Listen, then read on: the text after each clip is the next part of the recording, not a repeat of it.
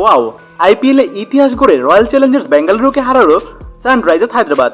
তাই তো ম্যাচ জয়ের পর এবার মাঠের বাইরে থেকেই সানরাইজার্স হায়দ্রাবাদের মালিক কাব্য মারান এই কেমন বার্তা দিল অধিনায়ক প্যাট কামিংসের দিকে। হ্যাঁ দর্শক, বিস্তারিত জানতে পুরো ভিডিওটি না টেনে সম্পূর্ণ দেখুন।